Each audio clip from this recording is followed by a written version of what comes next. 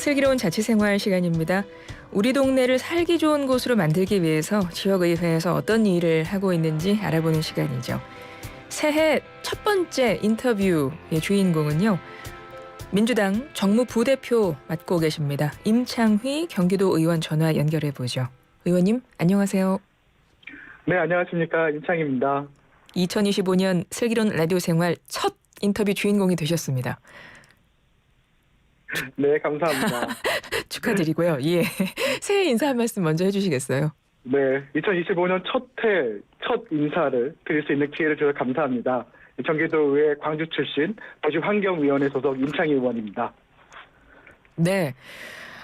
참 이제 새해가 밝긴 했지만 지난 연말이 참 힘들었습니다.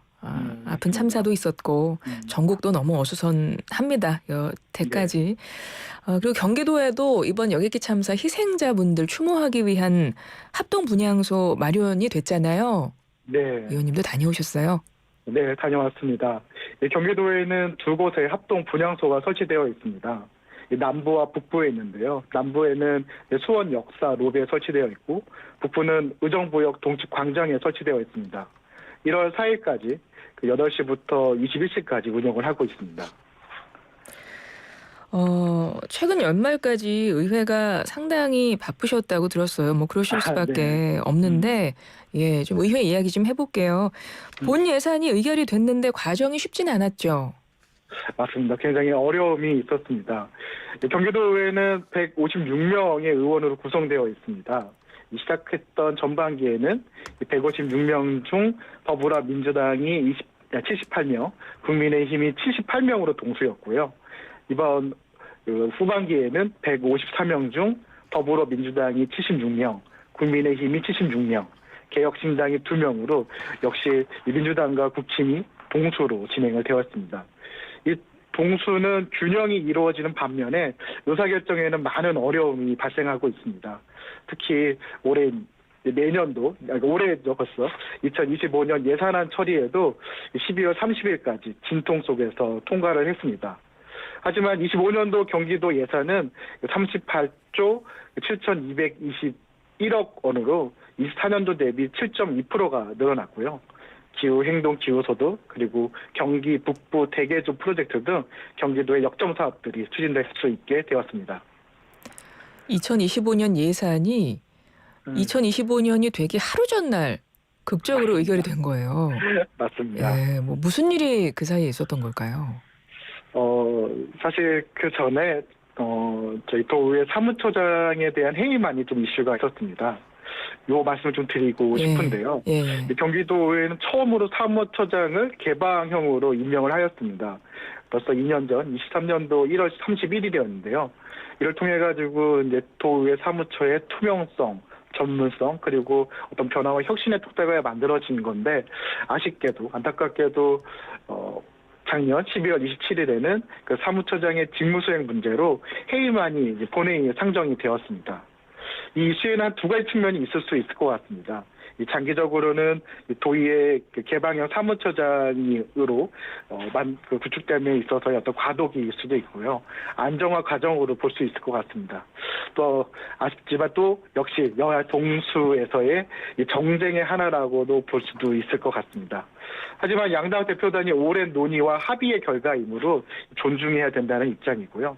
또한 이 본회의에서 표결로 인해서 부결이 나왔기 때문에 이 또한 의원들의 판단을 또 존중해야 된다고 생각하고 있습니다. 김종석 사무처장이죠. 김종석 사무처장 이야기를 해주셨는데 사직서를 냈잖아요. 그렇죠. 근데도 좀 파행이 계속됐던 걸로 기억이 나서요. 네, 맞습니다. 뭐 추가 인선은 뭐 어떻게 또 이루어질까요? 우선 그 의회 사무처의 운영과 관련해서는 이제 다시 안정화된 단계로 갈 거고 추가 인선도 절차에 따라서 진행될 것입니다. 알겠습니다. 자, 의원님 도시환경위원회에서 활동을 하십니다. 네. 그리고 의회 내에서 도시계획 전문가 중에 전문가라고 이야기를 들었는데요. 감사합니다. 특히 또 지난 의저 활동을 봐도 수도권 중심의 무분별한 난개발 문제에 관심이 많으셨었잖아요.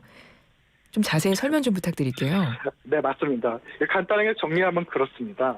사람과 산업은 이제 수도권으로 모이는데 이 규제로 인해서 이 계획적으로 개발, 입지하지 못하다 보니까 난개발 문제가 발생하는 겁니다. 벌써 40년 전, 50년 전에 만들어졌던 이 단일하고 획일화된 규제가 이 수도권의 집중을 막는다라는 목적도 충족하지 못하면서 경기도의 난개발 그리고 지역 간의 불균형, 자족성 부족 등과 같은 문제를 발생하고 있습니다. 이에 따라서 저는 경기도 의회에서 이 규제 합리화를 통한 경기도 수도권, 대한민국의 도시 경쟁력을 강화하기 위한 방안들을 만들기 위해서 노력하고 있습니다. 수도권 규제 개선 때문에 오히려 좀 균형 발전이 어렵다 이런 말씀이신 거죠? 맞습니다. 그 규제가 뭐 현실과 많이 차이가 있나요? 맞습니다. 몇 가지 예가 있을 수 있을 것 같은데요.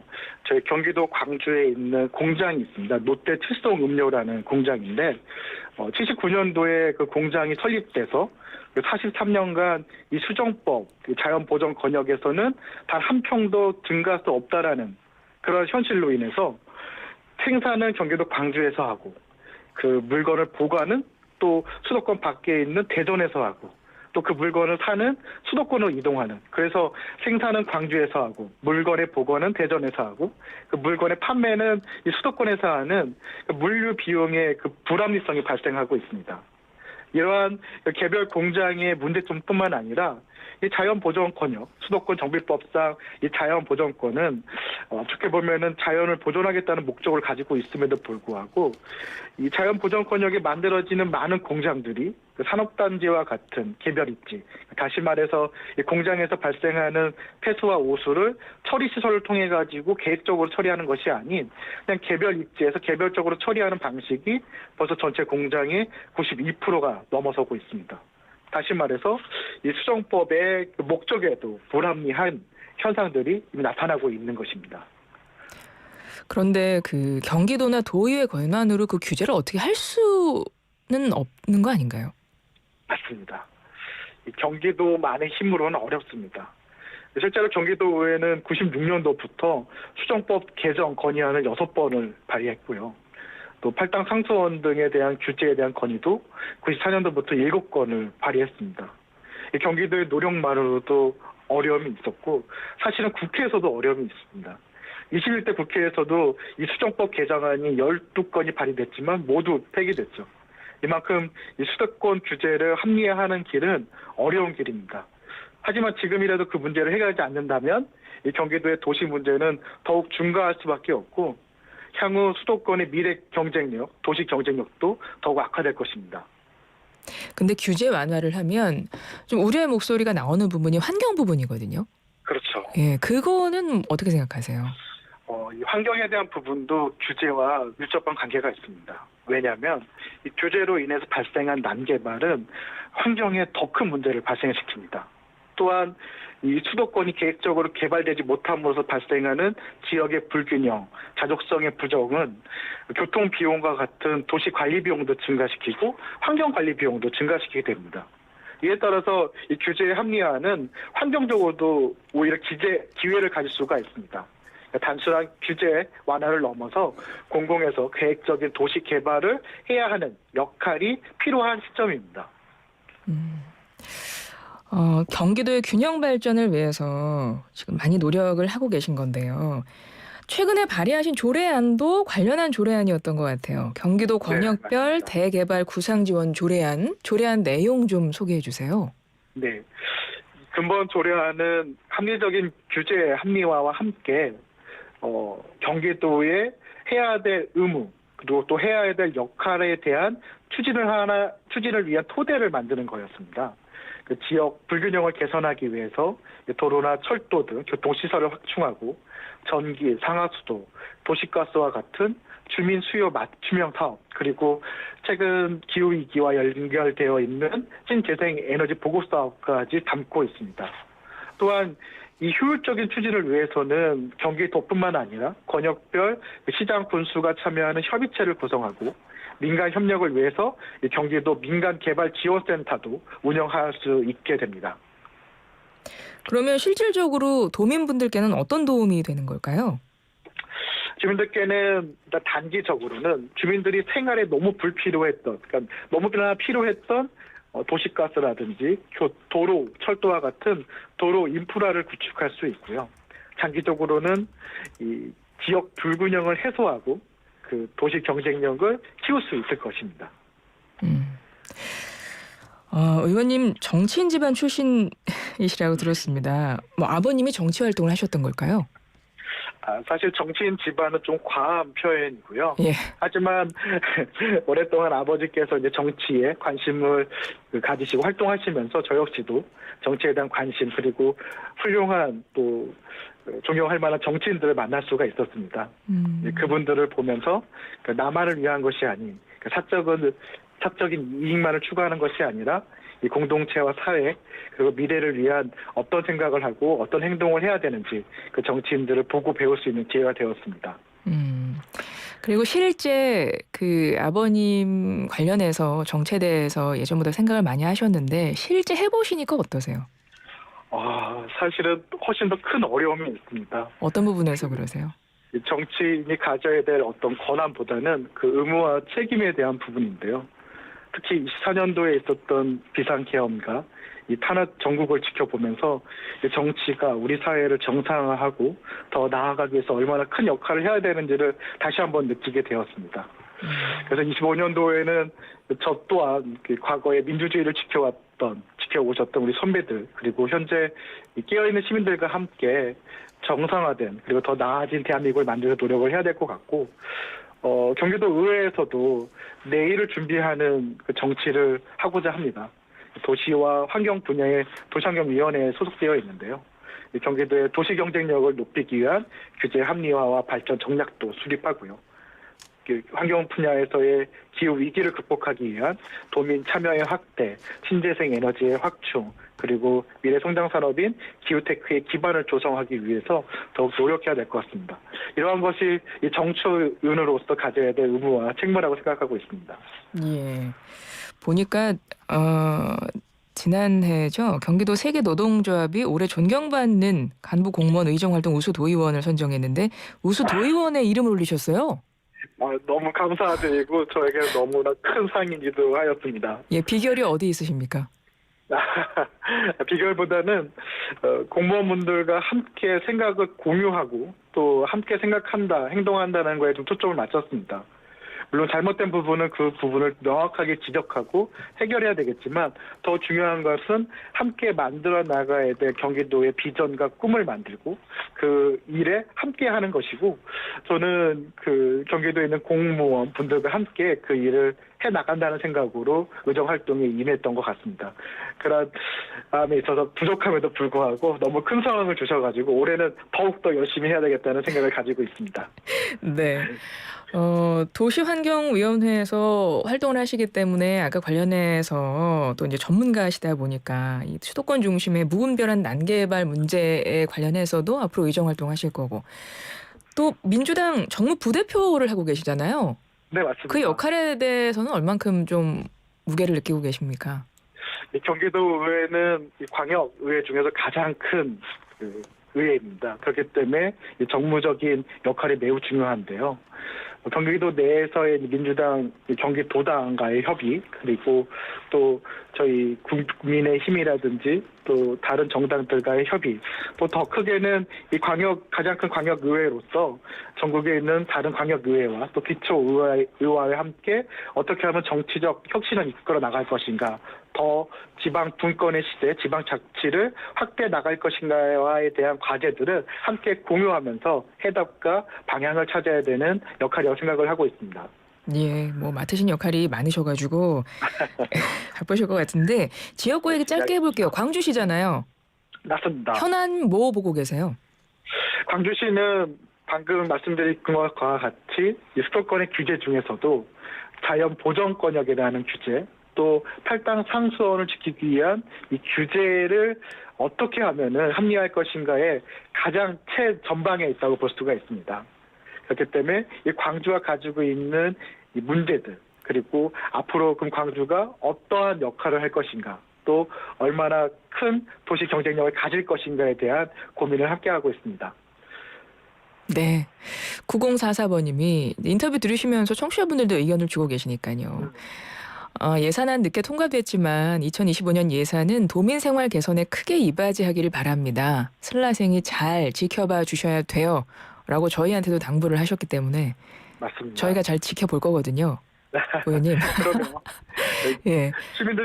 도민들께서 함께 바라봐 주시고 예. 또 그 예산이 정말 필요한 곳에 그 민생을 지킬 수 있는 예산으로서 사용될 수 있게 지켜봐 주셔야 되고 저희들도 그 도민들의 눈높이와 또 행동에 함께하도록 하겠습니다. 예. 마침 또 예산안 얘기가 다시 나왔으니까 경기도에서 특별 조정 교부금도 확보했다면서요. 맞습니다. 그거는 무려 73억 원이 넘던데요. 네. 이런 거는 어디에 쓰이는 겁니까? 특별 교부금은 말 그대로 그 지역이 가지고 있는 현안들, 또 주민들이 원하는 사업들에 투입을 하게 됩니다. 경기도와 광주시의 예를 들자면 광주시는 26년도 이제 경기도 체육대회를 준비하고 있고요. 그러다 보면은 기존에 좀 낙후되어 있던 노후화됐던 체육시설의 개선도 필요할 거고 좀 전에 말씀드렸던 규제 등의 문제로 인해서 광주 같은 경우에는 도로, 교통시설의 문제 또 체육, 문화시설의 부족 문제들이 있습니다. 이러한 부분을 조금이나마 해결하기 위해서 교부금을 통해 가지고 예산을 투입하고 주민들의 생활을 개선하고 있습니다. 예. 또 올해 작년에 그러니까 의결을 할 때까지만 해도 이게 이제 여당과 야당과 서로 이제 소통이 굉장히 중요하다는 거 다시 한번 느끼셨을 것 같아서. 맞습니다. 예, 이제 올해 어떻게 좀 야당 의원들과 소통도 자주 하실 것 같은데 어떤 좀 각오를 하고 계실지 궁금하네요. 소통 계획? 예. 네, 맞습니다. 여야 동수라는 것은 어떻게 보면은 도민들께서 만들어주신 균형을 맞출 수 있는 큰 기회이기도 합니다. 그리고 올해 또 지난 경험을 바꿔 보면은 그럼에도 불구하고 의사 결정을 하는 과정에서 많은 또 어려움들도 있는 게 사실입니다. 25년도에는 저희 경기도 의회에서 도민들의 바라보시기에 정쟁이 아니라 정말 민생을 위한 그리고 이 경기도 의회가 지방자치로 넘어감에 있어서의 중요한 이 역할들을 하기 위한 협력과 또 협의를 해 나가도록 하겠습니다. 네. 2025년 어떤 의정 활동 펼치고 싶다. 목표 있으시면 한마디 부탁드려요. 25년도에는 도시 분야에서는 방금 말씀드린 것처럼 규제 합리화 발전 정략과 함께 3년 전부터 전세 사기 문제가 컸었습니다. 그러한 전세 사기 문제가 긴급 위기 대응을 넘어가지고 이 부동산 시장의 구조적 안정, 신뢰성을 높이기 위한 대책과 역할을 하고자 하고요. 기후 환경 에너지 분야에서도 단순하게 어떤 재생에너지를 높이겠다라는 목표와 함께 미래의 성장 산업인 기후테크가 경기도 안에서 어떻게 자리 잡고 이것을 신성장 동력으로 만들 것인가에 대한 고민을 함께 하고 있습니다.